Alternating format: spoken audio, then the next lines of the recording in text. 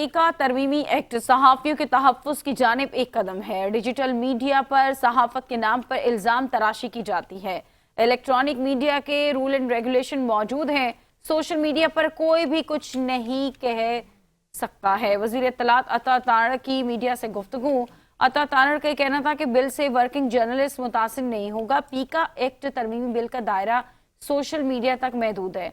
Digital media से मुतालिक कवायद वक्त की अहम ज़रूरत है। डिजिटल मीडिया पर झूठ और प्रोपेगेंडे की कोई जवाबदेही नहीं है। पीका तरमीमी एक्ट सहाफ़ियों के तहफ़्फ़ुज़ की जानिब एक कदम है। क्या है क्राइटेरिया उसके में कोई भी शख्स जो पेशा सहाफत से मुंसलिक है या वो सहाफी है या वर्किंग जर्नलिस्ट है वो इस बिल से इफेक्ट नहीं होता। ये बिल इसलिए लाया गया है कि मैं जब भी देखता हूं चाइल्ड पोर्नोग्राफी के हवाले से, डीप फेक के हवाले से एफआईए की कैपेसिटी नहीं है। और ये देखिए ये रातों रात नहीं होगा। जो national cyber crime investigation agency लाई जा रही है इसको टाइम लगेगा, इसके रूल्स बनेंगे, आपसे मुशावरत करके बनाएंगे।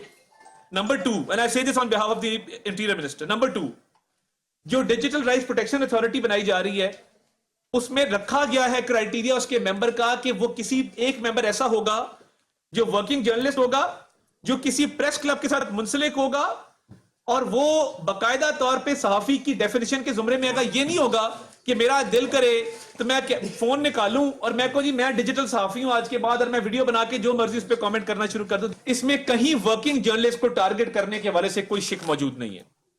इसके अंदर वर्किंग जर्नलिस्ट के हवाले से प्रोटेक्शन जरूर मिलेगी आपको, मगर मुझे ये बताइए कि ये कहां का इंसाफ है कि क्योंकि इलेक्ट्रॉनिक मीडिया पे एक रेगुलेटरी अथॉरिटी बैठी उसकी स्पेस श्रिंक होती जाए, वो तनख्वाहें ना दे सकें, वो इंक्रीमेंट्स ना दे सकें और चैनल्स बंद होने के दहाने पे आ जाएं, अखबारात की सर्कुलेशन इतनी कम हो जाए कि वो नॉन एग्जिस्टेंट हो जाएं और वो भी तनख्वाहें ना दे सकें, मगर जिसके पास एक कैमरा है वो पाकिस्तान को टैक्स नहीं देता। और मुझे ये बताइए जितने डॉलर आते हैं क्या पाकिस्तान की इकोनॉमी में डॉलर आते हैं? हर किसी का एजेंट यूरोप में बैठा है, अमेरिका में बैठा है, यूके में बैठा है, वहीं पर डॉलर अदा होते हैं। जो वीलॉगर यूट्यूबर दिन का 40 लाख रुपया कमा रहा है वो मेरे कॉस्ट पे नहीं कमा रहा, वो उस कैमरामैन और टेक्नीशियन की तनख्वाह पे कमा रहा है जिसको उसका अदारा पे नहीं करता। ये कहां का इंसाफ है कि पैरेलल इकोनॉमी भी खड़ी हो जाए, मुल्क से बाहर ही डॉलर अदा हो जाए और वहीं पे प्रॉपर्टी ले ली जाए और रियासत पाकिस्तान को एक फूटी कौड़ी उन डॉलर में से ना मिले।